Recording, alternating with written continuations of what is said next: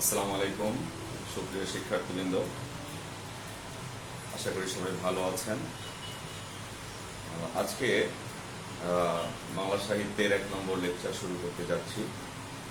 তো সবাই জানতে চাই আপনারা কেমন আছেন এবং সাউন্ড সিস্টেমটা ঠিক আছে কিনা একটু কমেন্ট করেন।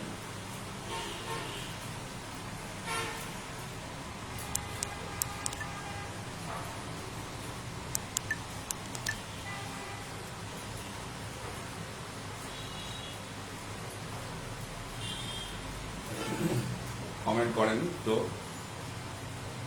সাউন্ড সিস্টেমটা ঠিক আছে কিনা।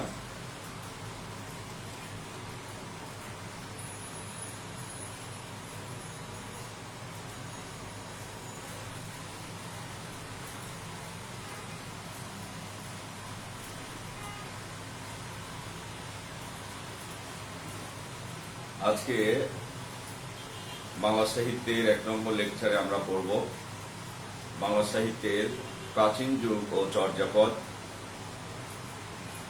প্রাচীন যুগ এর আগেও আমি বলেছি 650 থেকে 1200, 550 বছর এই মতটি দিয়েছেন শ্রেষ্ঠ ভাষাবিজ্ঞানী ডক্টর মোহাম্মদুল্লাহ।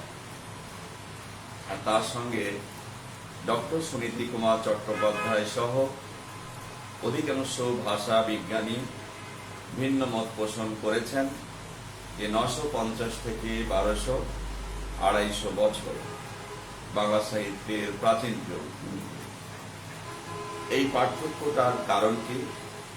এই পার্থক্য সৃষ্টির কারণ হচ্ছে ডক্টর মোহাম্মদুল্লাহ মনে করছেন যিনি চর্যাপদের প্রথম কবি, তিনি 7ম শতাব্দীর মাঝামাঝি বর্তমান ছিলেন, যে কারণে তার মতে 650। আর ডক্টর সুনীতি কুমার চট্টোপাধ্যায় সহ অধিকাংশ ভাষাবিজ্ঞানী বলছেন যে চর্যাপদের যিনি প্রাচীনতম কবি, তিনি 10ম শতাব্দীর মাঝামাঝি বর্তমান ছিলেন, যে কারণে 950 থেকে। তাহলে 650 থেকে কেন এবং 950 থেকে কেন, এই পার্থক্য সৃষ্টির কারণ বলে দিলাম। ডক্টর মোহাম্মদুল্লাহ গবেষণাটা ছিল প্রথম দিকে, এই জন্য পরবর্তী অনেক গবেষণার সঙ্গে তার গবেষণা মেলে না। কিন্তু ডক্টর মোহাম্মদুল্লাহ যেহেতু প্রথম তিনি গবেষণা করেছেন, প্রথম গবেষণা হিসেবে তার গবেষণা খুবই গুরুত্ব পেয়ে থাকে। ঠিক আছে, এটা হলো বিষয়। এখন এখান থেকে যদি প্রশ্ন হয় যে বাংলা সাহিত্যের প্রাচীন যুগ কত সাল থেকে কত সাল, 650 থেকে 1200 যদি কোনো অপশনে থাকে, তাহলে বলে দিচ্ছি, বোর্ডে লিখে দিই যে 650 থেকে 1200, এটা তো ডক্টর মোহাম্মদুল্লাহ মত। এই অপশনটি যদি থাকে তাহলে 950 থেকে 1200 এই অপশনটি কিন্তু থাকবে না।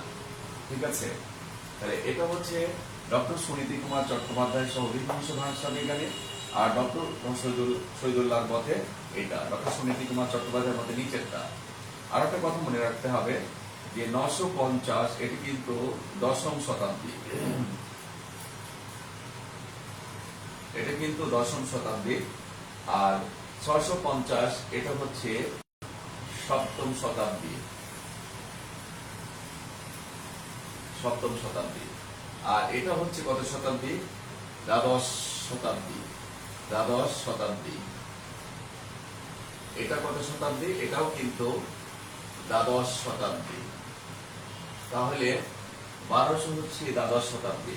তাহলে অপশনে যদি এই অপশনটি যদি থাকে তাহলে এই অপশনটি থাকবে না, আবার এই অপশনটি যদি থাকে তাহলে এই অপশনটি থাকবে না। আবার এমনও থাকতে পারে সাল না থেকে থাকতে পারে হচ্ছে 10ম শতাব্দী থেকে দ্বাদশ শতাব্দী।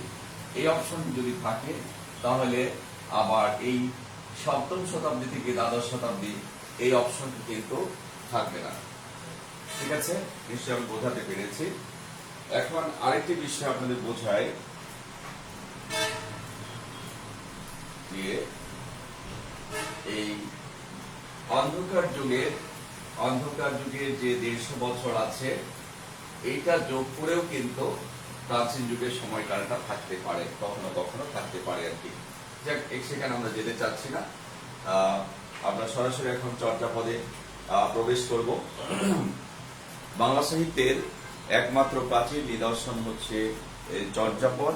এই চর্যাপদ হচ্ছে বৌদ্ধ সহজিয়া ধর্মের সাধন তত্ত্ব। চর্যাপদ হচ্ছে কবিতা বা গানের সংকলন। এই চর্যাপদ রচিত হয়েছে 1000 বছর আগে, পেয়েছি আমরা 1000 বছর পরে বিংশ শতাব্দীর প্রথম দশকে 1907 সালে। 1907 সালে চর্যাপদ আবিষ্কার করা হলেও এটি আবিষ্কারের জল্পনা কল্পনা শুরু হয়েছে কিন্তু আরো প্রায় 40 বছর আগে। 1907 সাল থেকে আরো প্রায় 40 বছর আগে কলকাতা বিশ্ববিদ্যালয়ের এক অধ্যাপক, যার নাম হচ্ছে রাজা রাজেন্দ্রলাল মিত্র। রাজা রাজেন্দ্রলাল মিত্র কে ছিলেন? তিনি ছিলেন কলকাতা বিশ্ববিদ্যালয়ের অধ্যাপক ছিলেন। তিনি শুধু কলকাতা বিশ্ববিদ্যালয়ের যে অধ্যাপক ছিলেন তা কিন্তু নয়, বরং তিনি কলকাতা বিশ্ববিদ্যালয়ের পুঁথি সাহিত্য বিভাগের অধ্যক্ষ ছিলেন। তখন বিভাগীয় প্রধানকে অধ্যক্ষ বলা হতো, অধ্যক্ষ পদ ছিল। যেখানে আমি বলছি যে তিনি যে শুধু কলকাতা বিশ্ববিদ্যালয়ের অধ্যাপক ছিলেন তা কিন্তু নয়, তিনি কলকাতা বিশ্ববিদ্যালয়ের পুঁথি সাহিত্য বিভাগের অধ্যক্ষ ছিলেন। এই গবেষক একটি বিষয় নিয়ে গভীরভাবে ভাবলেন যে বাংলা সাহিত্যের এত নিদর্শন পাওয়া যাচ্ছে, মধ্যযুগের অনেক সাহিত্য কর্ম আমরা পাচ্ছি, তাহলে এর প্রাচীনতম সাহিত্য কর্ম কি? এই প্রশ্নবিদ্ধ হলেন রাজা রাজেন্দ্রলাল মিত্র। তিনি শুধু এই বিষয়ে প্রশ্নবিদ্ধ হলেন না, বরং তিনি এই বিষয়ে গবেষণা শুরু করলেন যে বাংলা সাহিত্যের প্রাচীন নিদর্শন কি এবং সেটা কোথায় পাওয়া যেতে পারে। এই বিষয়ে তিনি গবেষণা শুরু করে দিলেন এবং তার সেই গবেষণালব্ধ গ্রন্থটি হচ্ছে ইংরেজি ভাষায়। সেই গ্রন্থটির নাম হচ্ছে দি সংস্কৃত বুদ্ধিস্ট লিটারেচার ইন নেপাল। এই গ্রন্থটি তিনি প্রকাশ করলেন 1882 সালে। এই গ্রন্থের মধ্যে কি ছিল?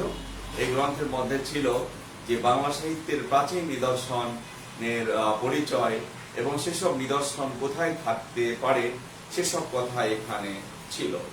এই গ্রন্থটি বলতে কোন গ্রন্থটি বলুন তো? দি সংস্কৃত বুদ্ধিস্ট লিটারেচার ইন নেপাল। দি সংস্কৃত আমি লিখে দিচ্ছি।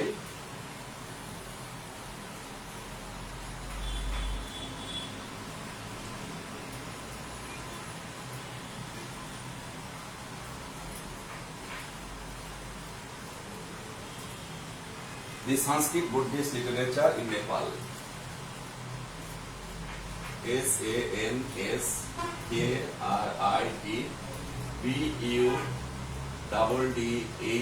SANSKRIT Buddhist literature, LITERATURE literature in Nepal. NAPAL Nepal. আমি যে কথাটি বলছিলাম যে 1882 সালে রাজা রাজেন্দ্রলাল মিত্র প্রাচীন গ্রন্থের পরিচয় দিয়ে তিনি এই গ্রন্থটি রচনা করেছিলেন। দি সংস্কৃত, নোট নেবেন আপনারা সবাই, দি সংস্কৃত সংস্কৃত BUDDHIST Buddhist literature, LITERATURE literature in Nepal. এই গ্রন্থটি রচনা করলেন কত সালে? 1882 সালে। 1882 সালে এই গ্রন্থটি পাঠ করে সবচেয়ে বেশি উৎসাহিত হয়েছিলেন, সবচেয়ে বেশি উদ্দীপ্ত হয়েছিলেন, তার নাম কি? তার নাম হচ্ছে রাজা রাজেন্দ্রলাল মিত্র। এই গ্রন্থটি রচনা করলেন রাজা রাজেন্দ্রলাল মিত্র, কিন্তু এই গ্রন্থটি পাঠ করে সবচেয়ে বেশি উৎসাহিত হয়েছিলেন হরপ্রসাদ শাস্ত্রী, যার উপাধি মহামহোপাধ্যায়।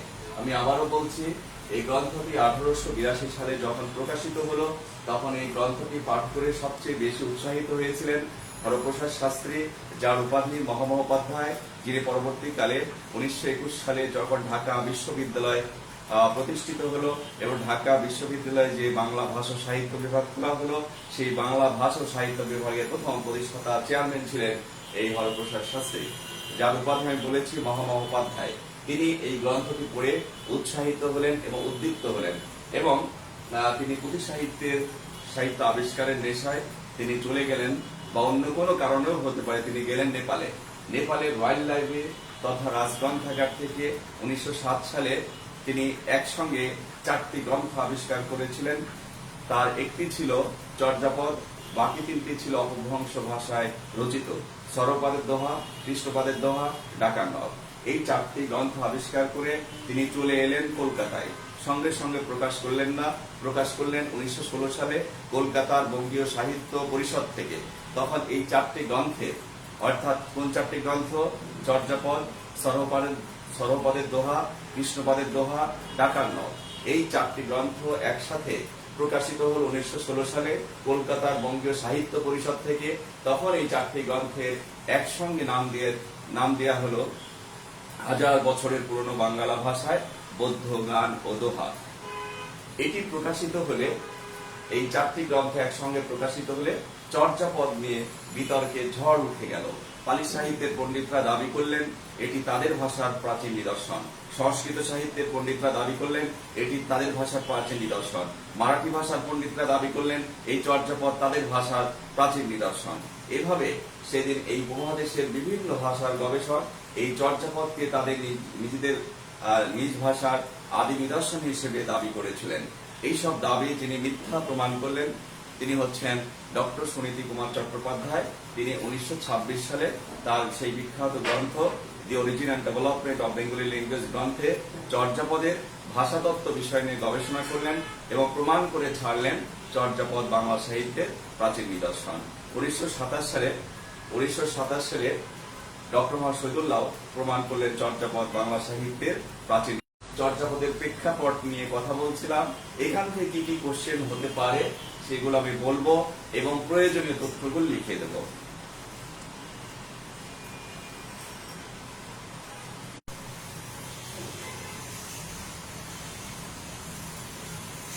আন্তর্জাতিক দুঃখিত, নেটে একটু সমস্যা হচ্ছে। তাহলে এতক্ষণ আমি যা বলেছি এখান থেকে কি কোশ্চেন হতে পারে? কোশ্চেন হতে পারে যে বাংলা সাহিত্যের একমাত্র প্রাচীন নিদর্শন কি?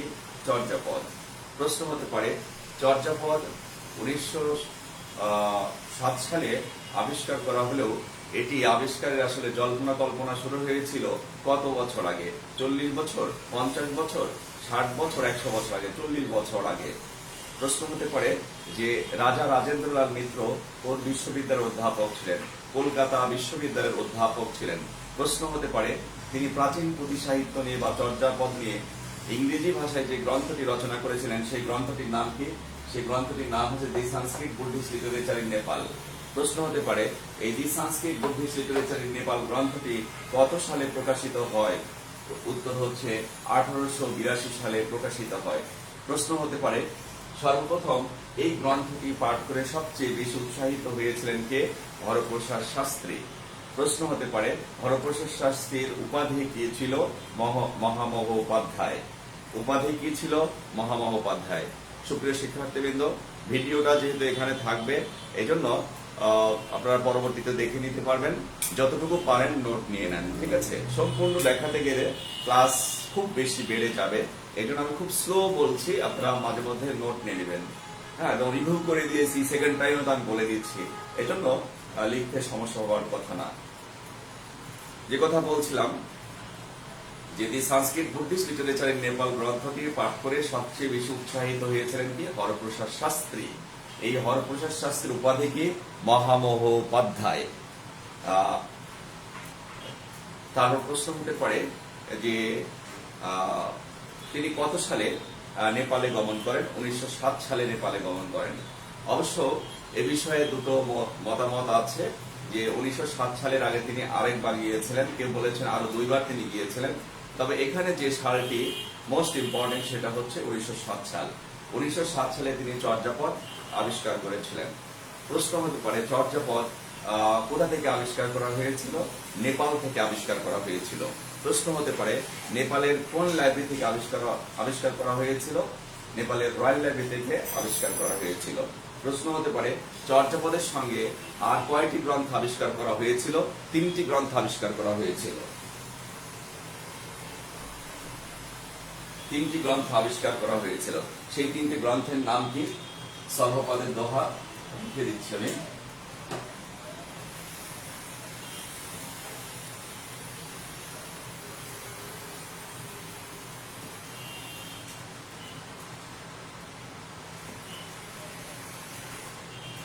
সর্বপাদের দোহা,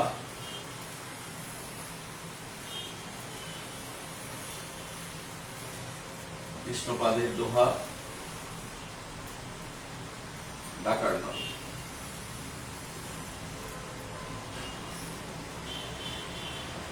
চর্যাপদের সঙ্গে যে তিনটি গ্রন্থ আবিষ্কার করা হয়েছিল, সর্বপাদের দোহা, কৃষ্ণপাদের দোহা, ডাকার নল।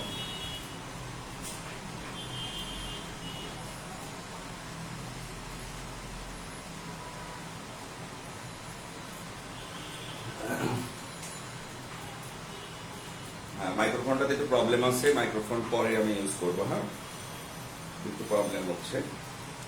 তাহলে মোট কয়টি গ্রন্থ আবিষ্কার করা হয়েছে?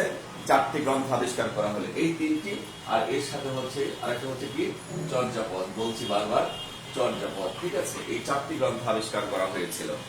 তারপর প্রশ্ন হতে পারে, এই 4টি গ্রন্থ যে একসঙ্গে আবিষ্কার করা হলো, এটা প্রকাশিত হলো কত সালে? 1916 সালে প্রকাশিত হলো। 1916 সালে প্রকাশিত হয়। কোথা থেকে প্রকাশিত হয়? কলকাতার বঙ্গীয় সাহিত্য পরিষদ থেকে। কলকাতার বঙ্গীয় সাহিত্য পরিষদ থেকে প্রকাশিত হয়। তখন এই 4টি গ্রন্থের একসঙ্গে নাম দেওয়া হয়েছিল কি? 1000 বছরের পুরনো বাংলা ভাষায় বৌদ্ধ গান ও দোহা। লিখে দিচ্ছি।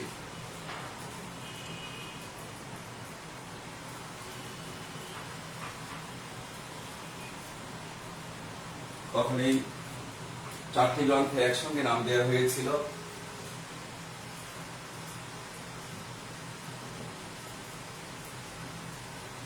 1000 বছরের পুরনো বাংলা ভাষায় বৌদ্ধ গান ও দোহা। তখন এই 4টি গ্রন্থের একসঙ্গে নাম দেওয়া হয়েছিল 1000 বছরের পুরনো বাংলা ভাষায় বৌদ্ধ গান ও দোহা। ঠিক আছে, আমি ক্লিয়ার করতে পেরেছি। আবারও কথাটা বলে দিচ্ছি যে 4টি গ্রন্থ একসঙ্গে প্রকাশিত হলো কত সালে? 1916 সালে। কোথা থেকে প্রকাশিত হলো? কলকাতার বঙ্গীয় সাহিত্য পরিষদ থেকে। তখন এই 4টি গ্রন্থের একসঙ্গে নাম দেওয়া হয়েছিল কি?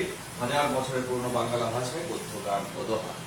ঠিক আছে, এরপরে ধারাবাহিকভাবে আমরা তথ্যগুলো নেব। এটি প্রকাশিত হওয়ার পরে, প্রকাশিত হওয়ার পরে চর্যাপদ নিয়ে প্রথম তিনি সার্থককে গবেষণা করলেন ডক্টর সুনীতি কুমার চট্টোপাধ্যায়। ডক্টর সুনীতি কুমার চট্টোপাধ্যায় কোন গ্রন্থে তিনি গবেষণা করলেন?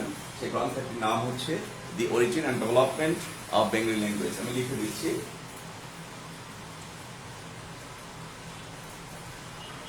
দি অরিজিন অ্যান্ড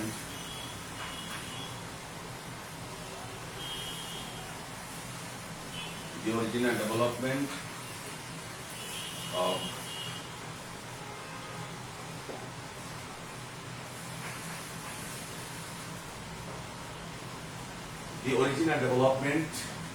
ODBL, সংক্ষেপে কি? ODBL। এই গ্রন্থে তিনি গবেষণা করেন। এই গ্রন্থটি কত সালে প্রকাশিত হলো? 1926 সালে গ্রন্থটি কিন্তু প্রকাশিত হয়। 1926 সালে গ্রন্থটি প্রকাশিত হলো। আর ডক্টর শহীদুল্লাহ চর্যাপদের কোন বিষয় নিয়ে গবেষণা করেন?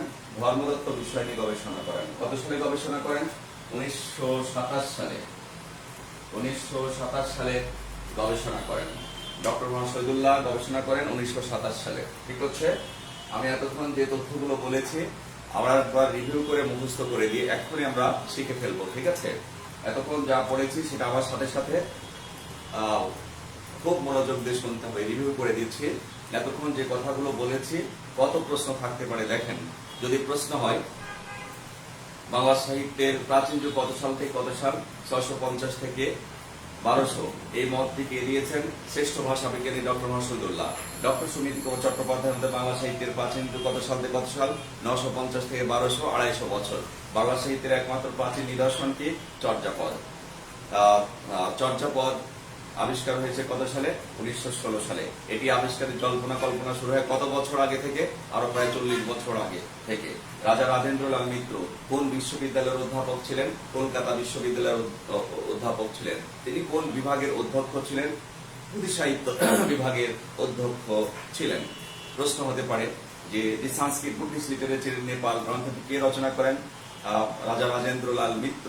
এই গ্রন্থটি কত সালে প্রকাশিত হয়? 1882 সালে প্রকাশিত হয়। প্রশ্ন হতে পারে এই গ্রন্থের বিষয়বস্তু কি ছিল? এই গ্রন্থের বিষয়বস্তু হলো প্রাচীন পুঁথি সাহিত্য নিয়ে গবেষণা। এই গ্রন্থটি পাঠ করে সবচেয়ে বেশি উৎসাহিত হয়েছিলেন কে? হরপ্রসাদ শাস্ত্রী। এই হরপ্রসাদ শাস্ত্রীর উপাধি কি? মহামহোপাধ্যায়। তিনি কোন বিশ্ববিদ্যালয়ের অধ্যাপক ছিলেন? ঢাকা বিশ্ববিদ্যালয়ের অধ্যাপক ছিলেন। ঢাকা বিশ্ববিদ্যালয়ের অধ্যাপক কোন বিভাগের? বাংলা বিভাগের। ঢাকা বিশ্ববিদ্যালয়ের বাংলা ভাষা সাহিত্য বিভাগ কত সালে খোলা হয়েছিল? যে বছর ঢাকা বিশ্ববিদ্যালয় 1921 সালে প্রতিষ্ঠিত হয়েছিল, ওই বছরেই বাংলা ভাষা ও সাহিত্য বিভাগ প্রতিষ্ঠিত হয়েছিল এবং ওই প্রতিষ্ঠাতার চেয়ারম্যান ছিলেন ডক্টর সুনীতি কুমার চট্টোপাধ্যায়। হরপ্রসাদ শাস্ত্রী, সুনীতি কুমার নয়, হরপ্রসাদ শাস্ত্রী। তিনি কত সালে সর্বশেষ নেপাল থেকে চর্যাপদ আবিষ্কার করলেন? 1907 সালে। কোন লাইব্রেরি থেকে আবিষ্কার করলেন? রয়্যাল লাইব্রেরি থেকে আবিষ্কার করলেন। একসঙ্গে কয়টি গ্রন্থ আবিষ্কার করেছিলেন? একসঙ্গে 4টি গ্রন্থ আবিষ্কার করেছিলেন। একটি চর্যাপদ, বাকি 3টি কোন ভাষায় রচিত ছিল? সর্বপদের দোহা, কৃষ্ণপদের দোহা, ডাকার নম। এই 3টি ছিল অপভ্রংশ ভাষায় রচিত। চর্যাপদ কোন ভাষায় রচিত? প্রাচীন বাংলা ভাষায় রচিত। তাহলে কত সালে এগুলো আবিষ্কার করলেন? 1916 সালে। কত সালে প্রকাশ করলেন? 1907 সালে আবিষ্কার করলেন। কত সালে প্রকাশ করলেন? 1916 সালে। কোথা থেকে প্রকাশ করলেন? কলকাতা বঙ্গীয় সাহিত্য পরিষদ থেকে। কি নাম দিয়ে প্রকাশ করলেন? 1000 বছরের পুরনো বাংলা ভাষায় গদ্য গান ও দোহা। ঠিক আছে। এরপরে চর্যাপদের প্রথম সার্থক ভাষাতত্ত্ব বিষয়ে গবেষণা করলেন কে? ডক্টর সুনীতি কুমার চট্টোপাধ্যায়। কত সালে? 1926 সালে। কোন গ্রন্থে? The origin and development of Bengali language গ্রন্থে। চর্যাপদের ধর্মতত্ত্ব বিষয় নিয়ে গবেষণা করেন ডক্টর মহসদুল্লাহ। কত সালে করেন? 1927 সালে। এই পর্যন্ত কিন্তু আমরা চলে আসছি। ঠিক আছে। চর্যাপদ আবিষ্কারের প্রেক্ষাপট থেকে আমি যে প্রশ্নগুলো এ পর্যন্ত বলেছি, এর বাইরে থেকে কোনো প্রশ্ন আসেনি। 10টা গাইড সামনে নিলেও এই তথ্যগুলোই আছে। এবার আমরা চর্যাপদের আরেকটু ভেতরে আরো ভেতরে আমরা প্রবেশ করব যে চর্যাপদটা আসলে চর্যাপদ মানে কি। এখান থেকে আমরা যাব যে চর্যাপদ যখন আবিষ্কার করা হলো তখন এর উপরের পাতা কিন্তু ছেঁড়া ছিল।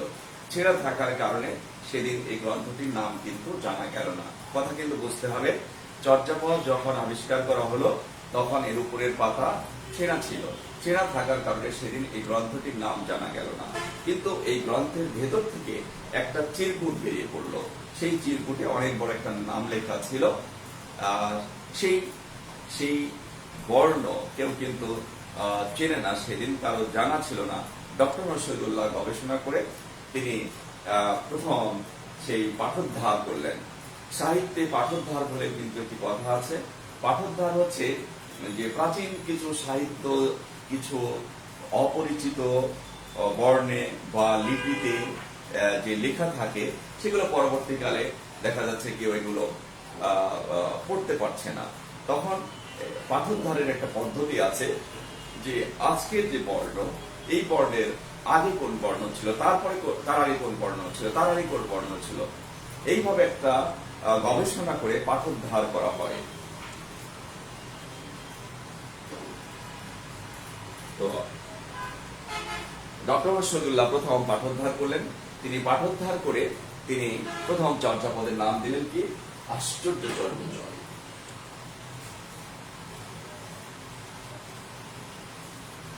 লিখে দিচ্ছে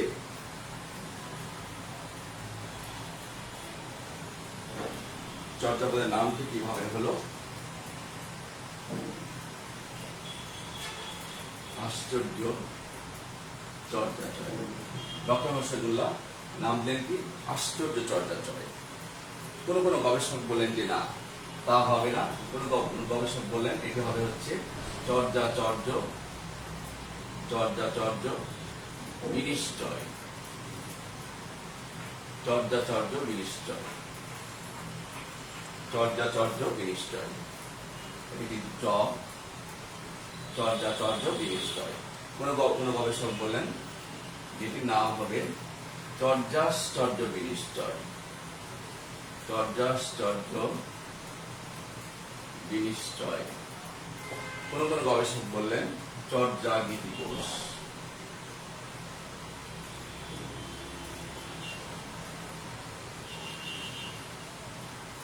চর্যা গীতিকোষ। কেউ কেউ বললেন চর্যা গীতি, চর্যা গীতি, কেউ কেউ বললেন। শেষে এটার নাম দেওয়া হলো কি? শেষে নাম দেওয়া হলো চর্যাপদ। একটু লিখে নেন সবাই।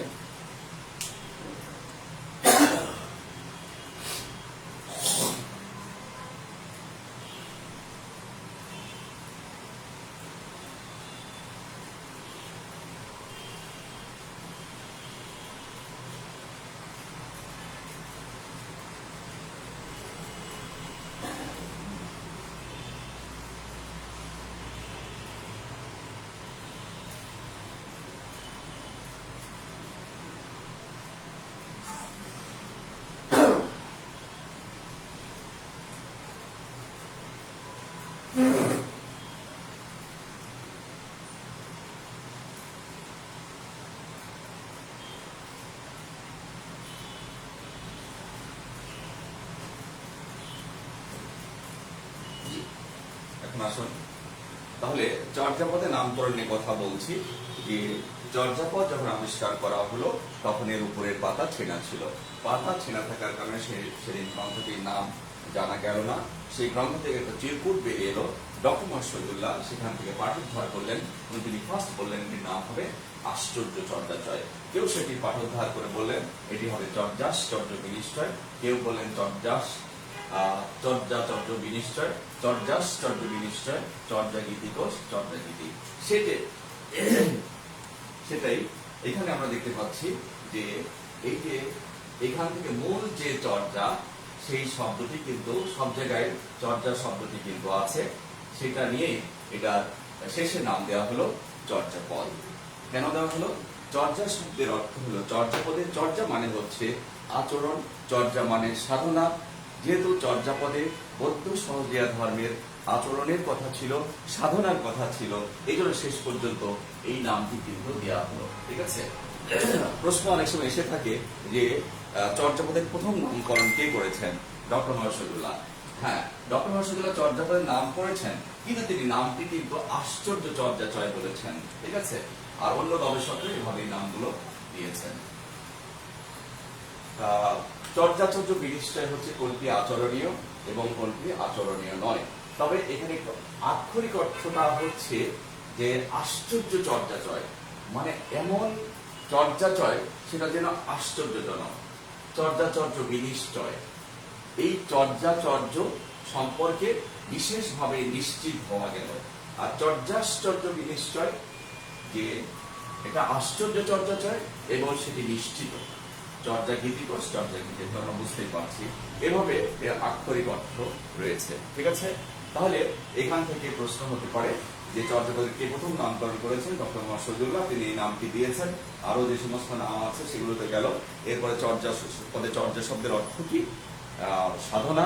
এইভাবে প্রশ্ন কিন্তু আসতে পারে। ঠিক আছে? এবার তারা একটু লিখন হচ্ছে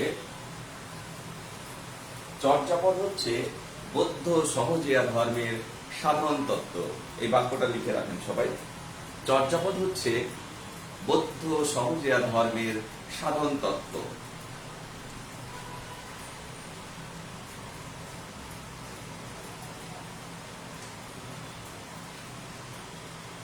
চর্যাপদ হচ্ছে বৌদ্ধ সহজিয়া ধর্মের সাধন তত্ত্ব।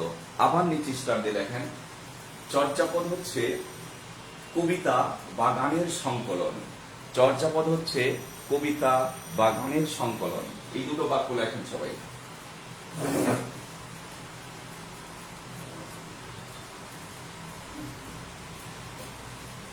দুটো বাক্য লিখতে বলেছি। ফার্স্ট টাইম বলেছি চর্যাপদ হচ্ছে বৌদ্ধ সহজিয়া ধর্মের সাধন তত্ত্ব। তারপর বলেছি কি স্টার চিহ্ন দিয়ে লিখতে হবে চর্যাপদ হচ্ছে কবিতা বা গানের সংকলন।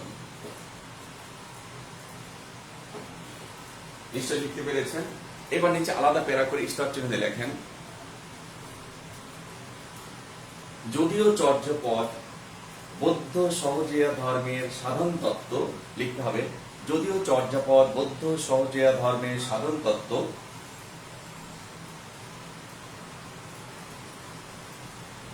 যদিও চর্যাপদ বৌদ্ধ সহজিয়া ধর্মের সাধন তত্ত্ব, তথাপি তৎকালীন সমাজ চিত্রকে এড়াতে পারেনি।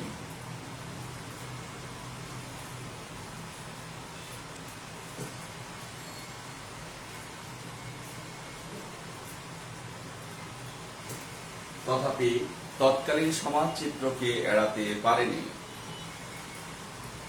এবার এই চিত্র আলাদা করে লিখতে হবে। স্টার চিহ্নের চর্যাপদে আছে নদী নৌকার কথা, নদী নৌকার কথা। চর্যাপদে আছে নদী নৌকার কথা, লিখতে হবে।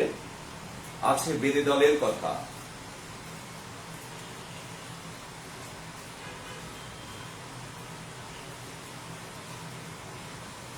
আছে বেদে দলের কথা। লেখেন মাদল বাজিয়ে বিয়ে করার উৎসবের কথা। মাদল বাদ্যযন্ত্র আর কি।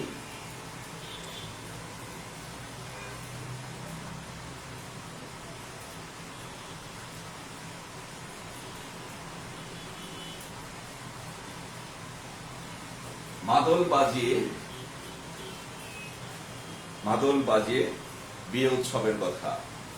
এবার লেখেন নববধূর নাকের রথ কানের দুল চোরে চুরি করার কথা। নববধূর নাকের রথ কানের দুল চোরে চুরি করার কথা।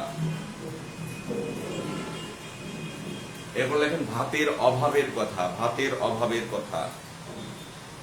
এই চর্যাপদ সম্পর্কে ভেতর থেকে যে কথাগুলো আমি লিখে দিয়েছি এগুলো জানা দরকার। কি লিখলাম?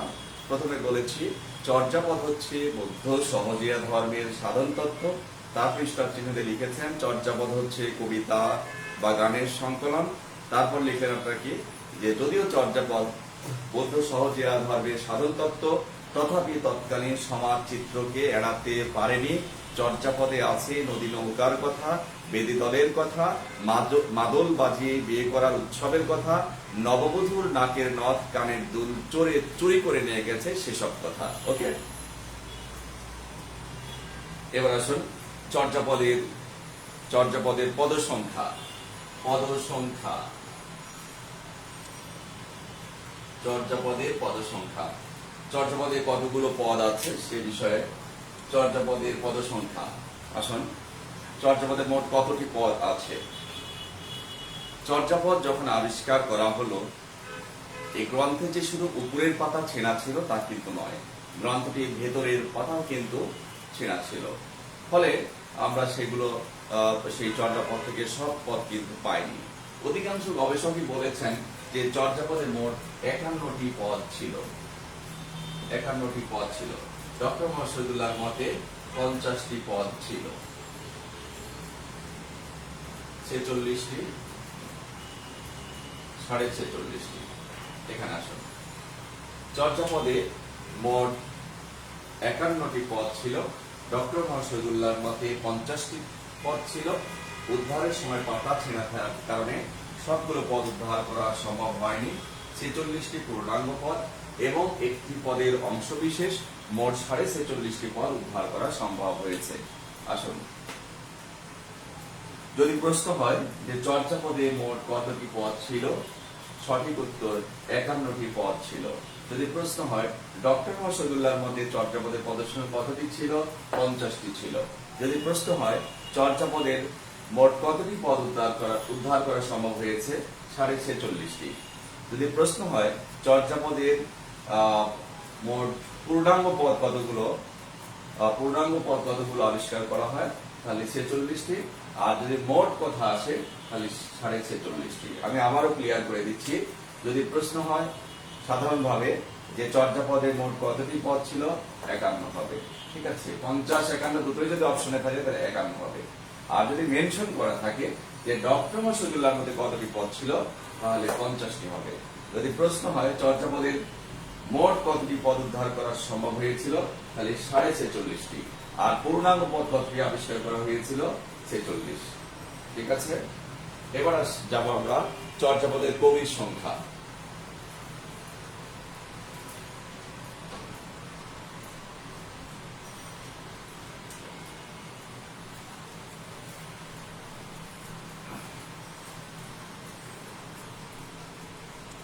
চর্যাপদের কবির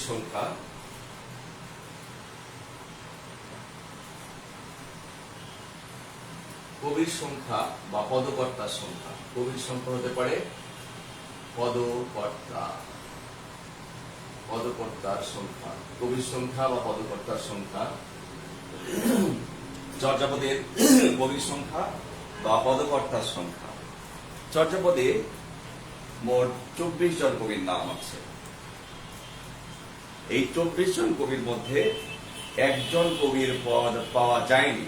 তার নাম কি? তার নাম হচ্ছে তন্ত্রীপাদ বা তেন্তরিপাদ। তাহলে চর্যাপদে মোট 24 জন কবির নাম আছে, একজন কবির পদ পাওয়া যায়নি, তার নাম হচ্ছে তন্ত্রীপাদ বা তেন্তরিপাদ। তাহলে যদি প্রশ্ন হয় চর্যাপদের পদপ্রাপ্ত কবির সংখ্যা কত, তখন কিন্তু সঠিক উত্তর কিন্তু 24 না হয়ে কি কত হবে? 23 হয়ে যাবে। ঠিক আছে, 23 24। তাহলে আসলে এখানে প্রশ্ন কিভাবে হতে পারে যে চর্যাপদে মোট কতজন কবির নাম আছে? 24 জন। চর্যাপদের পদপ্রাপ্ত কবির সংখ্যা কত? 23। চর্যাপদের কোন কবির পদ পাওয়া যায়নি? তন্ত্রীপাদ বা তেন্তরিপাদ। এখানে কথা আছে যে ডক্টর মোহাম্মদ শহীদুল্লাহ মৎস্যেন্দ্রনাথ বা মিন্নাথকে চর্যাপদের কবি বলতে চেয়েছেন, কিন্তু অন্য কোন কবি মেনে নেননি।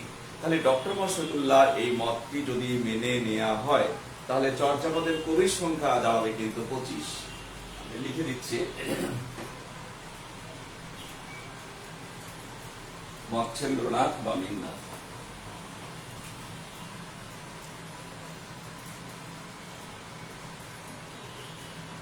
মৎস্যেন্দ্রনাথ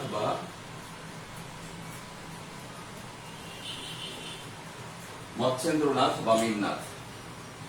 এই মৎস্যেন্দ্রনাথ বা মিন্নাথকে একমাত্র ডক্টর মোহাম্মদ শহীদুল্লাহ তাকে চর্যাপদের কবি বলতে চেয়েছেন, কিন্তু অন্য কোন গবেষক তা মেনে নেননি।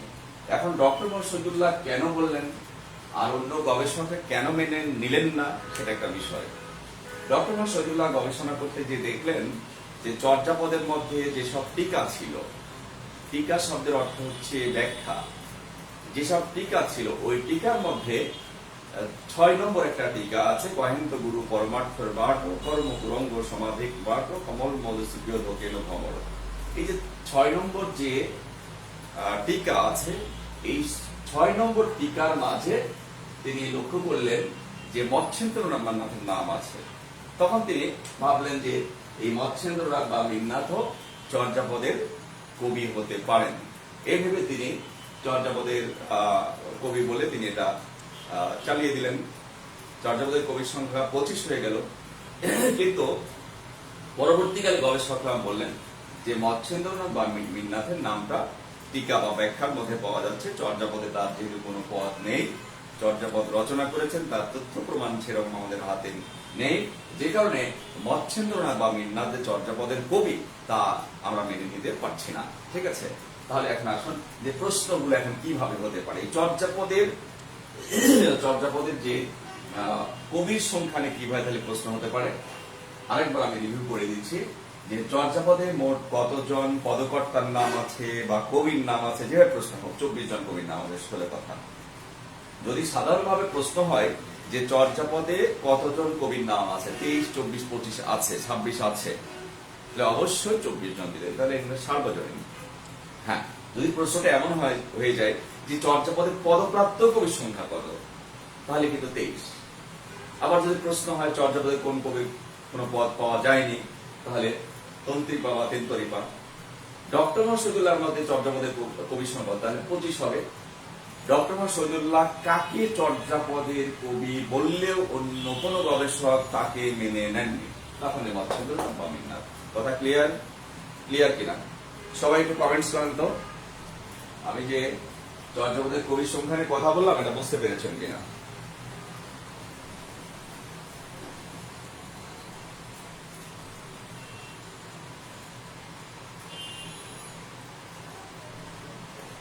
বুঝতে পেরেছেন কিন্তু জানান প্লিজ।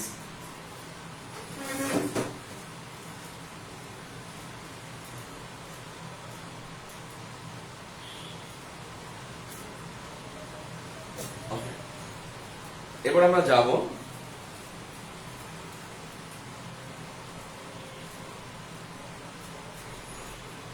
যাব হচ্ছে চর্যাপদের কবিদের নামের শেষে পা কেন।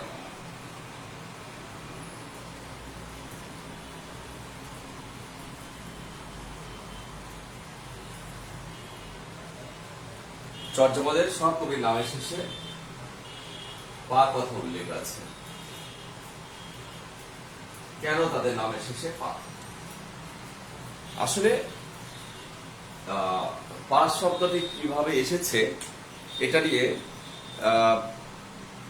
প্রফেসর ডক্টর আব্দুর রহিম, যিনি বিশ্ববিদ্যালয়ের অধ্যাপক ছিলেন, যিনি ভাষা বিজ্ঞান নিয়ে গবেষণা করেছেন ইংল্যান্ড থেকে তিনি গবেষণা করেছেন, লন্ডন ইউনিভার্সিটি থেকে পড়াশোনা করেছেন।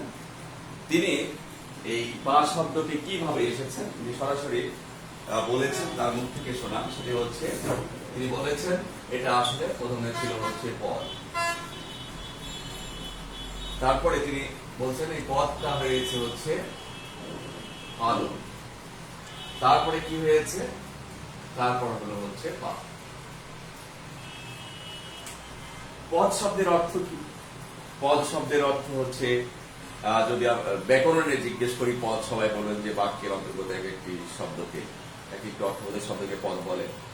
কিন্তু এখানে কিন্তু পদ বলতে তা বোঝানো হয়নি। এখানে পদ বলতে হচ্ছে কবিতা কে বোঝানো হয়েছে বা গানের সংকলনকে বোঝানো হয়েছে।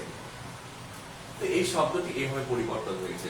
কবিদের নামের শেষে খান্যপাত, বুড়িপাত, হারিপাত, সরপাত, এইভাবে তাদের নামের শেষে এগুলো উল্লেখ আছে। এখন পা তারা কেন ব্যবহার করলেন? হ্যাঁ, পা শব্দটি কিভাবে এসেছে সেটা আমরা জানলাম, কিন্তু তারা তাদের নামের শেষে কেন পা ব্যবহার করলেন? যারা পদ রচনা করতেন তাদেরকে বলা হতো পদকর্তা। ওই সময় যারা পদ রচনা করতেন তাদেরকে বলা হতো পদকর্তা। একটু ভেতর থেকে আমি কথা বলি, তথ্য দেই। সেটা হচ্ছে এই চর্যাপদ যারা রচনা করেছিলেন তারা কেউ সপ্তম শতাব্দীর, কেউ অষ্টম শতাব্দীর, কেউ নবম শতাব্দীর, কেউ দশম, কেউ একাদশ, কেউ দ্বাদশ শতাব্দীর। একজনের সঙ্গে কিন্তু আরেকজনের কখনো দেখা হয়নি। বৌদ্ধ ধর্মের একটি শাখা ধর্মের নাম হচ্ছে বৌদ্ধ সহজিয়া ধর্ম। সেই বৌদ্ধ সহজিয়া ধর্মের যেসব সাধক সাধন তত্ত্ব নিয়ে লেখালেখি করতেন, পরবর্তীকালে সেগুলো কালেক্ট হয়েছে, গ্রন্থবদ্ধ হয়েছে। তারা যে বসে বসে সুপরিকল্পিতভাবে এগুলো রচনা করেছেন তা কিন্তু নয়। তারা কি করেছেন, বৌদ্ধ সহজিয়া ধর্মের সাধন তত্ত্বের কথা লিখে গেলেন। একজন কবির সঙ্গে আর একজন কবির কিন্তু দেখা হয়নি, কারো কারো দেখা হয়েছে, কারো কারো দেখা হয়নি, সহজ করে বলছি। তো এগুলো পরবর্তীকালে কালেক্ট করা হয়েছে, গ্রন্থবদ্ধ হয়েছে, এবং আমরা সেখানে লক্ষ্য করেছি তারা সেখানে তাদের পরিচয় দিয়ে গেছেন, পরিচয় দিয়ে গিয়ে তাদের নামের সাথে পা ব্যবহার করেছেন। তাহলে যারা পদ রচনা করতেন তারা পদকর্তা। আর কি ছিলেন তারা ওই সমাজে? তারা সাধক ছিলেন। এই পদকর্তারা সাধক ছিলেন, সাধক বা সিদ্ধাচার্য ছিলেন। ক্লিয়ার হলো? দিয়ে যারা পদ রচনা করতেন তারা তো পদকর্তা, কিন্তু সেই পদকর্তারা কি ছিলেন? সাধক ছিলেন, সিদ্ধাচার্য ছিলেন। কিসের সাধক ছিলেন? সাধক ছিলেন হচ্ছে বৌদ্ধ সহজিয়া ধর্মের সাধক। বৌদ্ধ সহজিয়া ধর্মের বৌদ্ধ সহজিয়া ধর্মের তারা ছিলেন বৌদ্ধ সহজিয়া ধর্মের সাধক। বৌদ্ধ ধর্মের একটি শাখা ধর্মের নাম হচ্ছে বৌদ্ধ সহজিয়া। বৌদ্ধ সহজিয়া ধর্মে তারা সাধক ছিলেন, তারা সাধন তত্ত্বের কথাগুলো লিখে গিয়েছেন। মজার ব্যাপার হচ্ছে কি, যারা এই বৌদ্ধ সহজিয়া ধর্মের সাধন তত্ত্বগুলো লিখে গেছেন, পদ লিখে গিয়েছেন, তারা কিন্তু কেউ জানতেন না তারা কবি ছিলেন, তারা গায়ক ছিলেন। পরবর্তীকালে যখন এই আধুনিক কালে এসে চর্যাপদ গবেষণা হলো, তখন আমরা তাদেরকে বলছি চর্যাপদের কবি, চর্যাপদের গায়ক, এরকম আমরা শব্দগুলো ব্যবহার করছি। কিন্তু দুঃখের বিষয় যে তারা জানতেন না যে তারা কবি ছিলেন। তারা লিখলেন বৌদ্ধ সহজিয়া ধর্মের সাধন তত্ত্বের কথাগুলো লিখে গেলেন, কিন্তু তাদের প্রতিভা এতটাই বেশি ছিল যে তা হয়ে গেছে গানের সংকলন, তা হয়ে গেছে কবিতার সংকলন। কথা কিন্তু বুঝতে হবে, ভেতর থেকে কথা বলছি। তাহলে সাধক সিদ্ধাচার্য বৌদ্ধ সহজিয়া ধর্মের কিভাবে হলো? এখন তারা তাদের নামের শেষে পাটা ব্যবহার করলেন কেন? এখন প্রশ্ন, এই প্রশ্নটি কিন্তু আসছে বিশেষ সব বিভিন্ন প্রতিযোগিতামূলক রেখে এসেছে যে চর্যাপদের কবিরা তাদের নামের শেষে পা ব্যবহার করেছেন কেন? সহজ উত্তর হচ্ছে পদ রচনা করতেন বলে তাদের নামের শেষে পা, অর্থাৎ পাঠক যাতে বুঝতে পারে যে তিনি নিজে এই পদগুলো রচনা করেছেন, এটা একটা কারণ। আর একটা কারণ হচ্ছে এটা তাদের গর্ব ছিল, এটা তাদের সম্মান ছিল যে তারা বৌদ্ধ সহজিয়া ধর্মের সাধন তত্ত্বগুলো লিখে গেলেন, অর্থাৎ সম্মান বা গৌরব সূচক তারা তাদের নামের শেষে এই পা ব্যবহার করেছেন। তাহলে পা ব্যবহারের দুটো কারণ আমরা পেয়ে গেলাম। একটি হচ্ছে তারা পদ রচনা করতেন বলে তাদের নামের শেষে পা, অথবা সম্মান সূচক তাদের নামের শেষে তারা পা ব্যবহার করেছেন। আমি দুটো বলেছি, দুটো তথ্য দিয়েছি।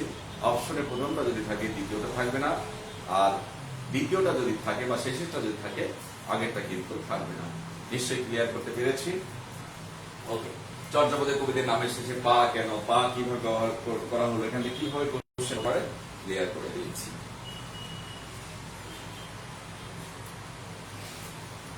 এবার আসুন চর্যাপদের উল্লেখযোগ্য কিছু কবি।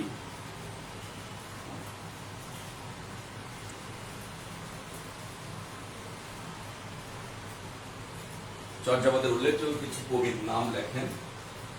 কান্নপা, কান্নপা লেখেন সবাই, লিখতে হবে কান্নপা, লুইপা, সবরিপা বা সবরপা বলা হয় তাকে, সবরপা, ভাদেপা, ভুসুকুপা,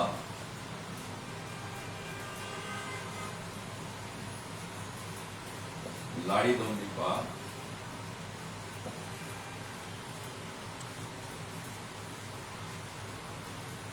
লাড়িদন্ডিপা,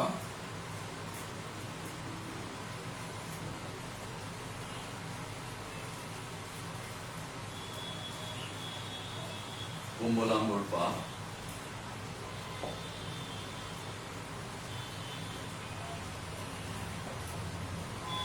কুকুরিপা, ভেন্ডনপা,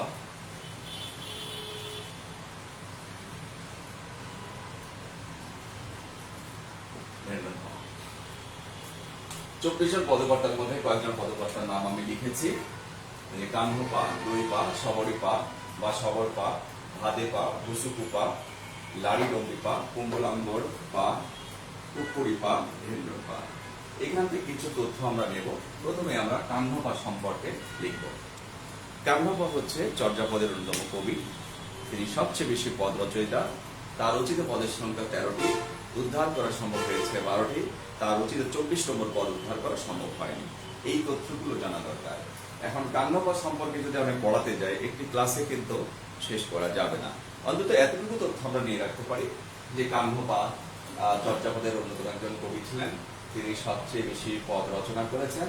তার রচিত পদের সংখ্যা 13টি, উদ্ধার করা সম্ভব হয়েছে 12টি। তার রচিত 24 নম্বর পদ উদ্ধার করা সম্ভব হয়নি। ঠিক আছে, এবার আসি আমরা লুইপা। লুইপা সম্পর্কে আমাদের জানতে হবে। লুইপা হলেন চর্যাপদের আদি কবি বা প্রথম কবি। তবে ডক্টর শহীদুল্লাহ এখানে একটু ভিন্নমত পোষণ করেছেন। তার গবেষণা যেহেতু প্রথম, আমি কিন্তু এর আগেও এই ক্লাসে বলেছি যে ডক্টর শহীদুল্লাহ গবেষণা যেহেতু প্রথম দিকের গবেষণা, পরবর্তীকালে আরো গবেষণা হয়েছে, তখন ডক্টর শহীদুল্লাহ মতটি কিন্তু পিছিয়ে পড়েছে। তবে প্রথম গবেষণা হিসেবে কিন্তু তার গুরুত্বটা কিন্তু সবচেয়ে বেশি। এখন যদি আপনি আমাকে জিজ্ঞেস করেন, আপনারা জিজ্ঞেস করেন যে কম্পিউটারের জনক কে, চার্লস ব্যাবেজ না এইকেন, বা কার অবদান সবচেয়ে বেশি, তাহলে আপনারা সবাই বলবেন, আপনাদের যে জিজ্ঞেস করি যে চার্লস ব্যাবেজ হলেন আধুনিক কম্পিউটারের জনক, কিন্তু এইকেন হলেন ফার্স্ট কম্পিউটারের উদ্ভাবক। ঠিক আছে, তাহলে এখানে আমি মনে করি যে, বা আপনারাও মনে করবেন যে এইকেনের অবদানে কিন্তু বেশি। এইকেনে প্রথম কম্পিউটার প্রযুক্তির যে চিন্তা, যে কাঠামো, হ্যাঁ, সেটা কিন্তু তিনি করে গেছেন। পরবর্তীকালে চার্লস বেবেজ এটাকে আধুনিকায়ন করেছে। হ্যাঁ, এখনো তো কম্পিউটার এখনো আরো ডেভেলপ হচ্ছে, কোথায় যে যাবে আমরা কিন্তু জানি না, তাই না? তাহলে একটা প্রথম যে গবেষণা, সেই গবেষণাটা যেমনই হোক না কেন তার গুরুত্বটা কিন্তু বেশি। আমরা অনেকেই মনে করে থাকি যে ডক্টর মহাশয় এমন কি এত বড় গবেষক ছিলেন, তার মতটি পরে গ্রহণযোগ্য হচ্ছে না। হ্যাঁ, তিনি অবশ্যই অনেক বড় গবেষক ছিলেন, এবং শ্রেষ্ঠ গবেষক ছিলেন, এবং বাংলা সাহিত্যের শ্রেষ্ঠ ভাষা বিজ্ঞানী, বাংলা ভাষার শ্রেষ্ঠ ভাষা বিজ্ঞানী, আমাদের শ্রেষ্ঠ ভাষা বিজ্ঞানী ডক্টর মোহাম্মদ শহীদুল্লাহ। এই প্রশ্নটি বিশেষ পরীক্ষায় আসছে যে শ্রেষ্ঠ ভাষা বিজ্ঞানীকে ডক্টর মোহাম্মদ শহীদুল্লাহ। তো শ্রেষ্ঠ ভাষা বিজ্ঞানী ডক্টর মোহাম্মদ শহীদুল্লাহ, এটাকে অ্যাভয়েড করার কোনো সুযোগ নেই, এবং এটা প্রতিষ্ঠিত, রাষ্ট্রীয়ভাবে প্রতিষ্ঠিত। ডক্টর মোহাম্মদ শহীদুল্লাহকে শ্রেষ্ঠ না বলে অন্য কাউকে শ্রেষ্ঠ বলা যাবে না। এবং আমাদের শিক্ষার্থীদের মধ্যে, শিক্ষিত মানুষের মধ্যে একটা ভ্রান্ত ধারণা আছে যে ডক্টর মোহাম্মদ শহীদুল্লাহ 18টি ভাষা জানতেন। এই তথ্যটি ভুল। ডক্টর মোহাম্মদ শহীদুল্লাহ শতাধিক ভাষা জানতেন। ভারতের ভাষায় তিনি জানতেন 40টির উপরে তিনি ভাষা জানতেন। এই 18টি ভাষা ডক্টর মোহাম্মদ শহীদুল্লাহ জানতেন, এই কথাটি দিয়ে তাকে খুবই ছোট করা হয়েছে। এই তথ্যটা যে কোথা থেকে এলো বুঝি না। ডক্টর মোহাম্মদ শহীদুল্লাহ শতাধিক ভাষা জানতেন, এবং তিনি কত সংখ্যক ভাষা জানতেন এটা তার গবেষণা, তার সব গবেষণা করলেও বলে শেষ করা যাবে না যে তিনি কত ভাষা জানতেন। ঠিক আছে, তার গবেষণা আজকের গবেষণাটা একরকম না। উনি এক লাইনের, আপনাকে এখন একটা শিলার উপর একটা লেখা আছে, একটা লিপি আছে, আজ থেকে 5000 বছর আগে। আপনি পাঠোদ্ধার করে দেখেন, এই বর্ণ কেউ চেনেন, আপনি কি ব্যাপার করবেন বলেন?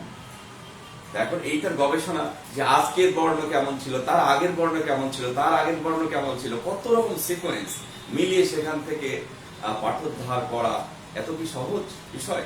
তো ওনার যে ছোট, আমাদের কাছে মনে হয় যে এটা বোধহয় ছোট গবেষণা, না, ওনার এই ছোট গবেষণা কিন্তু বের করতে অনেক তাকে সাধনা করতে হয়েছে, অনেক পরিশ্রম তাকে করতে হয়েছে।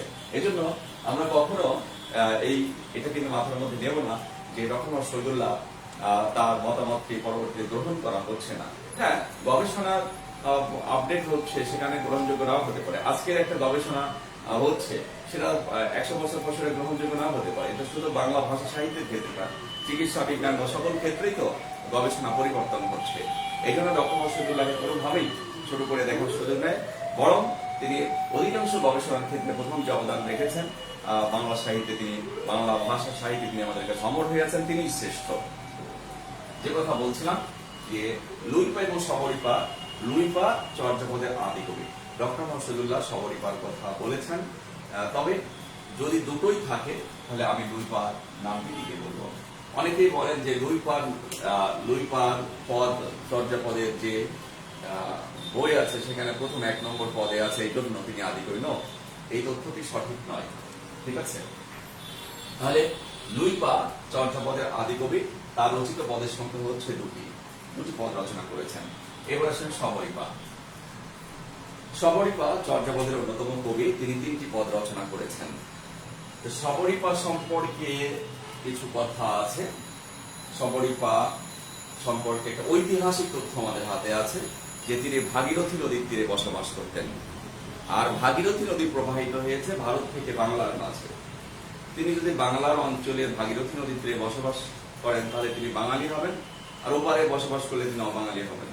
এই জন্য কোন কোন গবেষক সবরিপাকে বাঙালি কবি হিসেবে ধারণা করেছেন। আমি কিন্তু কথাটি আবারও রিপিট করছি, কোন কোন গবেষক সবরিপাকে বাঙালি কবি হিসেবে ধারণা করেছেন। এখন ধারণা করার কারণ কি?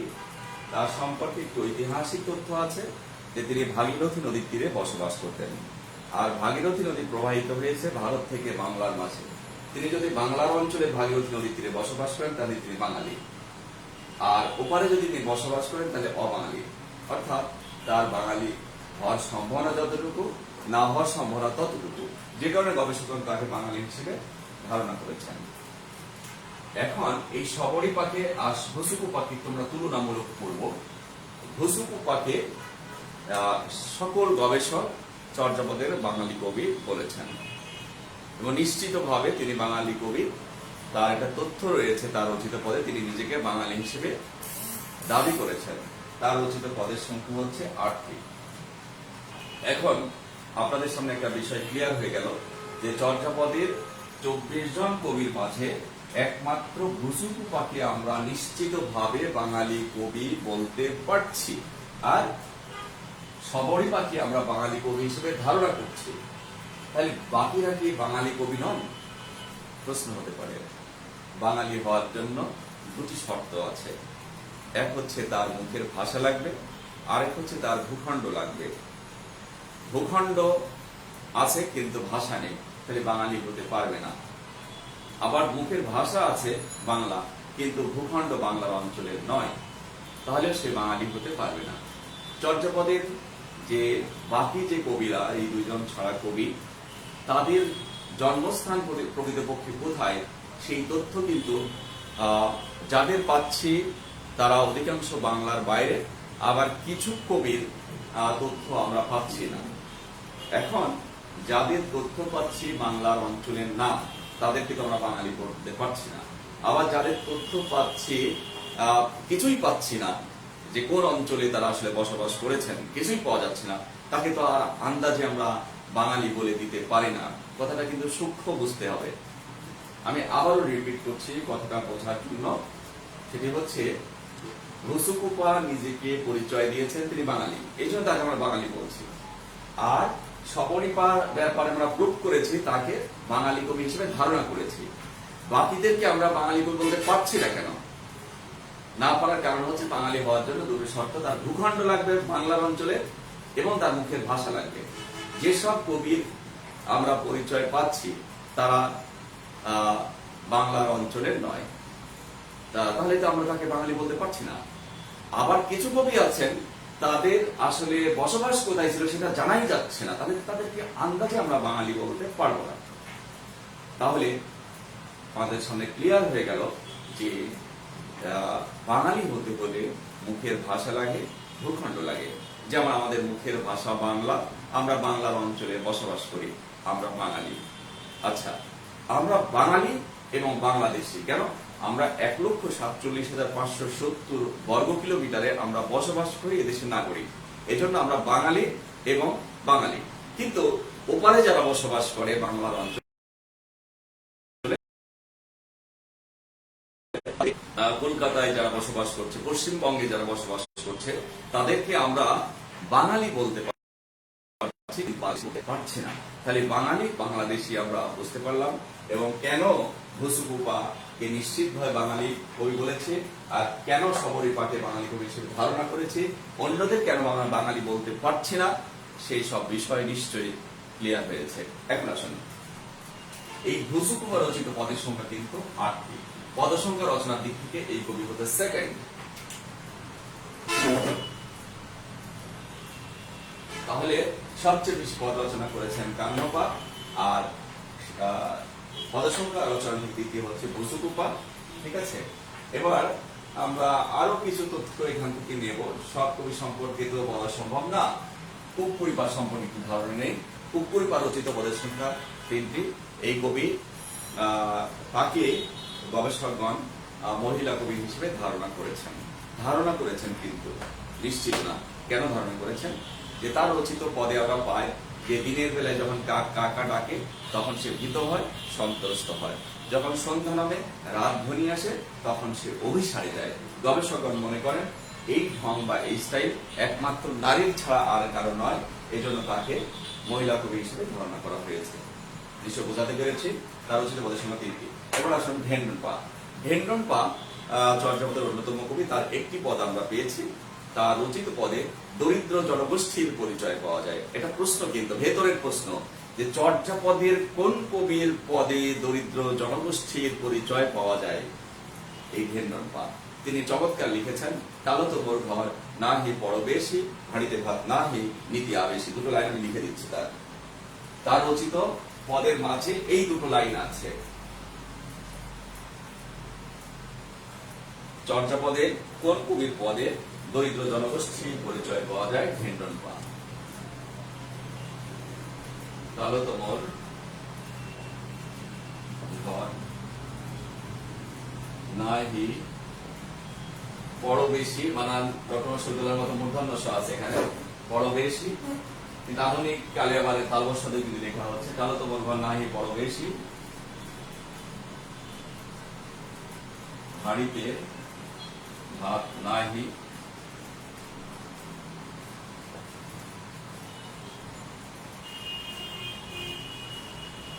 লিখে নেন সবাই, লেখেন সবাই।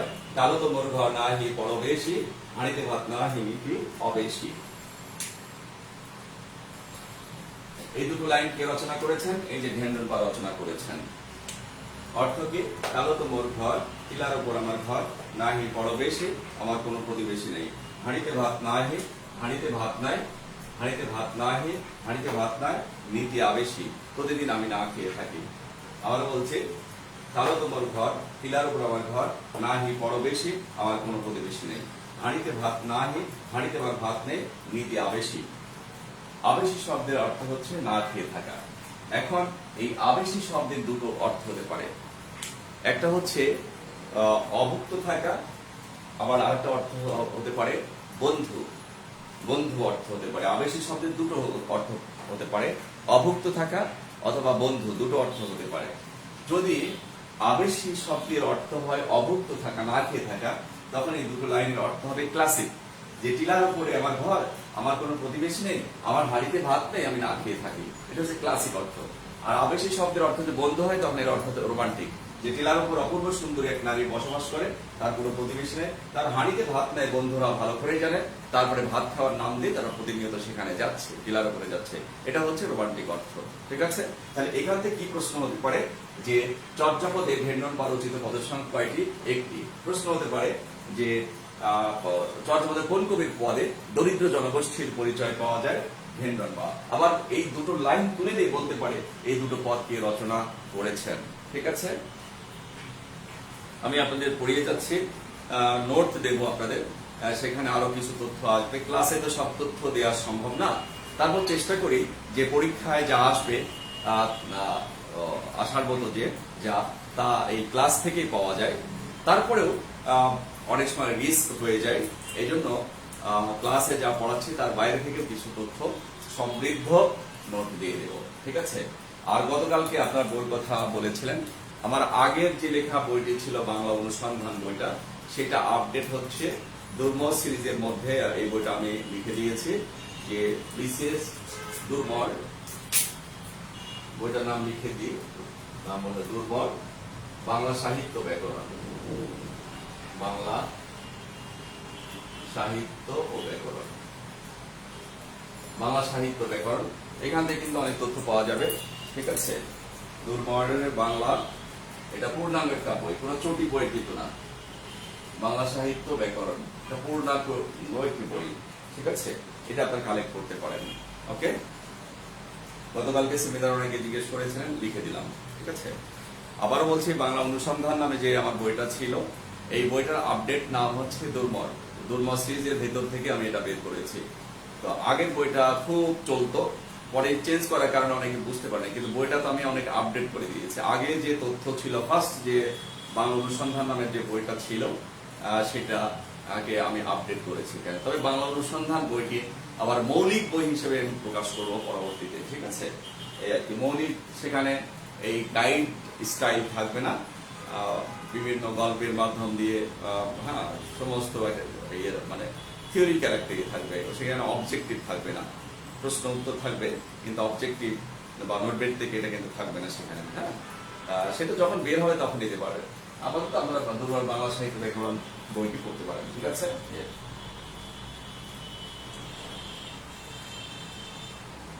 যে কথা বলছিলাম, চর্যাপদের কবিদের সম্পর্কে ধারণা দিয়েছি। এবার আসুন, চর্যাপদের ভাষা কি? এই প্রশ্নটা আমরা চর্যাপদ পড়ে পড়ে শেষ করে দিয়ে শেষে বলে চর্যাপদের ভাষা হচ্ছে সংস্কৃত ভাষায়। এক কথায় চর্যাপদ প্রাচীন বাংলা ভাষায় রচিত। লিখে রাখেন, চর্যাপদ প্রাচীন বাংলা ভাষায় রচিত। তবে কোনো কোনো গবেষক চর্যাপদের এই ভাষাকে প্রাচীন বাংলা মেনে নিয়ে এই ভাষাকে সন্ধ্যা ভাষা বা সান্ধ্য ভাষা বা আলো আধারের ভাষা বলেছেন। ঠিক আছে? কথা আবারও ক্লিয়ার করে দিচ্ছি, চর্যাপদ প্রাচীন বাংলা ভাষায় রচিত, এ বিষয়ে কোনো দ্বিমত নেই। তবে কতিপয় গবেষক চর্যাপদের এই ভাষাকে প্রাচীন বাংলা মেনে নিয়ে এই ভাষাকে সন্ধ্যা ভাষা, সান্ধ্য ভাষা বা আলো আধারের ভাষা বলেছেন। কেন বলেছেন সন্ধ্যা ভাষা? সন্ধ্যায় থাকে আলো আধারের খেলা, পুরো বস্তু স্পষ্ট রূপে দেখা যায় না। চর্যাপদের ভাষাতেও এমন অস্পষ্টতা লক্ষ্য করে গবেষকগণ এই ভাষাকে ওই প্রাচীন বাংলা মেনে নিয়ে এই ভাষাকে কৌতূহলী হয়ে সন্ধ্যা ভাষা, সান্ধ্য ভাষা বা আলো আধারের ভাষা বলতে চেয়েছেন। নিশ্চয় আমি বোঝাতে পেরেছি। এবার আসুন চর্যাপদের ছন্দ। চর্যাপদের ছন্দের কথা যদি এখন বলি, আমাকে প্রশ্ন করবেন স্যার ছন্দ কাকে বলে, ছন্দ কত প্রকার, ছন্দ নির্ণয় কি? ছন্দের একটা আমি ক্লাস নেব, এই জন্য প্রশ্ন করা যাবে না। প্রশ্ন করলে প্রশ্নটা আপনি নিজেই বোঝেন না, ঠিক আছে? এখন যদি আপনি আমাকে বলেন যে স্যার ছন্দ কি, আমি প্রশ্ন জিজ্ঞেস করবো অক্ষর কি, অক্ষর কত প্রকার, ধরো নিতে হবে, ঠিক আছে? এবং ছন্দের ডিফিনেশন আগে, ডিফিনেশন, তারপর ছন্দের অনেকগুলো প্রকার আছে, কোন প্রকারের মধ্যে পড়বে, এর লয় আছে, পর্ব আছে, অনেকগুলো বিষয় আছে। সেটা আমি কথা দিলাম একটা ক্লাসে, ছন্দের একটা ক্লাস আমি পড়িয়ে দেবো। এখন আসি যে চর্যাপদের ছন্দ নিয়ে যথেষ্ট গবেষণা হয়েছে। অধিকাংশ ছান্দসিক একমত চর্যাপদ মাত্রা বৃত্ত ছন্দে রচিত। মাত্রা বৃত্ত ছন্দে রচিত। অধিকাংশ গবেষক একমত চর্যাপদ মাত্রা বৃত্ত ছন্দে রচিত। ঠিক আছে? সুপ্রিয় শিক্ষার্থীবৃন্দ, আজকে চর্যাপদের এই ক্লাসটি আজকে আমি আর আগাবো না, এখানে শেষ করছি। তবে একটা কথা বলি, আমি আজকে যা পড়িয়েছি সেমিনারে কিন্তু আমি একটা কথা বলেছি যে যারা কথা শোনে তারা কিন্তু ভালো করে। যেটা আমি একটা পড়া দেবো, আপনি পড়লেন না, তাহলে কিন্তু আপনি পিছিয়ে যাবেন, তাই না? আমাকে হয়তো কিছু পয়সা দিচ্ছেন, আপনি পড়াশোনা করছেন, কিন্তু আমি ব্যক্তিগতভাবে মনে করি যে যেহেতু আপনি কিছু টাকা থেকে ভর্তি হয়েছেন, সময় কিছু শেখেন। যদি আপনি সিরিয়াস হতে পারেন, ভালো করবেন, এটা কাজে লাগবে আপনার বিসিএস, পিলি, রিটেন সব জায়গায় কাজে লাগবে। এবং চাকরি পেতে বাংলা সাহিত্য ব্যাকরণ অনেক বড় একটা ভূমিকা রাখে। মানে বাংলা সাহিত্য ব্যাকরণকে এড়িয়ে গেলে তো হবে। 35 নম্বর, এটা কি কম নাকি? ইংলিশের সমান 35 নম্বর। আবার লিখিত 200 নম্বরের পরীক্ষা দিতে হয় বাংলা। বাংলা ইংলিশে তো বিশেষ পরীক্ষা, বাংলা ইংলিশ এটাই কিন্তু 470 নম্বর দখল করে আছে। প্রিলিতে 70 নম্বর আর রিটেনে 200, 400, 470 নম্বর শুধু বাংলা ইংলিশ দখল করে আছে। গুরুত্বটা কিন্তু বুঝতে হবে। এবং সকল বিশেষ সকল চাকরিতে কিন্তু বাংলা সাহিত্য ব্যাকরণ থেকে ইংলিশে কোশ্চেন আসে, সেটা তো আপনাদের শেখাতে হবে না, তাই না? এই জন্য এই মুহূর্তে আমি যে কাজটা দেবো, এই কাজটা কিন্তু করতে হবে। যে কাজটা দেবো সেটা হচ্ছে প্রশ্ন উত্তর করে কমপক্ষে 50টি প্রশ্ন উত্তর করতে হবে। লেখার পরে ছবি তুলে আমার মেসেঞ্জার, পার্সোনাল যে আইডিয়াস মেসেঞ্জারে দিয়ে দিবেন। ঠিক আছে? কারা কারা এই কাজটুকু করবেন একটু কমেন্ট করেন। না করলে বলেন ভদ্রতার সাথে যে স্যার আমার সময় কম, আমি লিখতে পারবো না, শুধু শুনবো, বলেন। আমি কিন্তু কঠিন কোনো কাজ, আমি এক্ষুনি কিন্তু এখানে 5 মিনিটের মধ্যে 100টা প্রশ্ন বলে দিতে পারি, আমি যা এখানে পড়িয়েছি। আপনাদের আমি 100টি দিই না, আমি কমপক্ষে 100টি পারলে করেন, আপনি 150টি প্রশ্নের উত্তর করেন। এখান থেকে 170টি পর্যন্ত একজন স্টুডেন্ট কিন্তু প্রশ্ন উত্তর তৈরি করেছে। কিভাবে করবেন সেটাও বলে দিই। একটা বাংলার জন্য আপনি আলাদা খাতা রাখবেন, ঠিক আছে? ওই খাতার মধ্যে 1 নম্বর লেকচার থেকে সম্ভাব্য প্রশ্ন লিখলেন। বাংলা সাহিত্যের প্রাচীন যুগ কত সাল থেকে কত সাল, 650 থেকে 1200। এই মতটি কে দিয়েছেন? ডক্টর মার শহীদুল্লাহ। ডক্টর সুনীতি কুমার চট্টোপাধ্যায়ের মধ্যে কত সাল থেকে কত সাল, লিখলেন নিচে উত্তর 950 থেকে 1200, ঠিক আছে? তারপর নিচে লিখলেন চর্যাপদ কত সালে আবিষ্কার করা হয়েছে, 1907 সালে। কোন লাইব্রেরি থেকে আবিষ্কার করা হয়েছে, নিচে লিখলেন রয়্যাল লাইব্রেরি থেকে আবিষ্কার করা হয়েছে। চর্যাপদের সঙ্গে আর কয়টি গ্রন্থ আবিষ্কার করা হয়েছিল? 3টি গ্রন্থ আবিষ্কার করা হয়েছিল। চর্যাপদ কত সালে প্রকাশিত হয়েছিল? 1916 সালে প্রকাশিত হয়েছিল। চর্যাপদ কোথা থেকে প্রকাশিত হয়েছিল? বঙ্গীয় সাহিত্য পরিষদ থেকে প্রকাশিত হয়েছিল। কি নামে প্রকাশিত হয়েছিল? 1000 বছর পুরনো বাংলা ভাষায় বৌদ্ধ গান ও দোহা নামে প্রকাশিত হয়েছিল। দি সংস্কৃত ব্রিটিশ লিটারেচার ইন নেপাল গ্রন্থটি কে রচনা করেছেন? রাজা রাজেন্দ্রলাল মিত্র। কত সালে এই গ্রন্থটি প্রকাশিত হয়েছে? 1882 সালে প্রকাশিত হয়েছে। এই গ্রন্থটি পাঠ করে সবচেয়ে বেশি উৎসাহিত হয়েছেন কি? হরপ্রসাদ শাস্ত্রী। হরপ্রসাদ শাস্ত্রীর উপাধি কি? মহামহোপাধ্যায়। এই তো তথ্য। এইভাবে আপনি প্রশ্ন উত্তর সুন্দর করে খাতাটা স্কেলিং করে নিয়ে উপরে একটা হেডিং দিবেন। হেডিংটা কি? 1 নম্বর লেকচার বাংলা সাহিত্যের প্রাচীন যুগ ও চর্যাপদ লিখে নিচে সুন্দর করে লিখবেন। এই ক্লাস থেকে সম্ভাব্য প্রশ্ন উত্তর এবার যত পারেন আমার কথাগুলোর ভিতর দিয়ে তৈরি করেন। আমি যা বলেছি এখান থেকে কমপক্ষে 50টি করেন, আর আপনার কাছে একটা বই আছে না, যে কোনো বই, ওখান থেকে আরো 10টি বের করে ফেলেন। আমি তো সব কথা বলিনি, তাই না?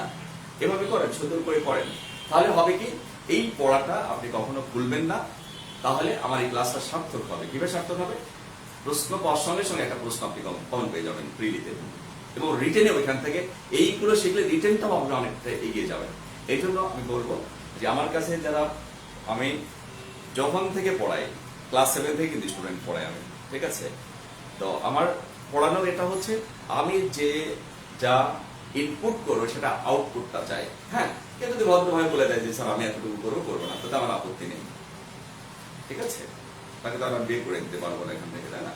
তো আমার পরামর্শ হচ্ছে আজকে যে ছোট্ট একটা কাজ দিয়েছে এই কাজটা করে ফেলতে হবে। এই কাজটা করতে 1 ঘন্টা বেশি সময় লাগবে না, ঠিক আছে? এই ছোট্ট কাজটা করে আপনারা মেসেঞ্জারে দিয়ে দেবেন, আমি দেখে দেবো। জাস্ট আপনি যে করেছেন কাজটা আমি পড়ে দেখবো, ঠিক আছে? এই আর কি। তো আজকে ক্লাস শেষ করার আগে দুটো ঘোষণা দিই, সেটা হচ্ছে আমি আপনাদের রেগুলার একটা শিডিউল আমি দিয়ে দেবো, রুটিন দিয়ে দেবো। সেটা আমি 20 তারিখের পরে দেবো আর কি, ঠিক আছে? 20 তারিখের পরে দেবো।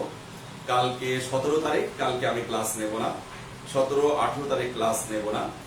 19 তারিখে যদি আমি ক্লাস নেই তাহলে আপনাদের জানিয়ে দেবো। তবে 20 তারিখ থেকে আমি পার্মানেন্ট একটা রুটিন দিয়ে দেবো, ঠিক আছে? এই আর কি। তো আজকে ক্লাস এখানে শেষ করছি। মনোযোগ সহকারে শোনার জন্য সবাইকে আবারও ধন্যবাদ জানাচ্ছি। আল্লাহ হাফেজ। আসসালামু আলাইকুম ওয়া রাহমাতুল্লাহি ওয়া বারাকাতুহু।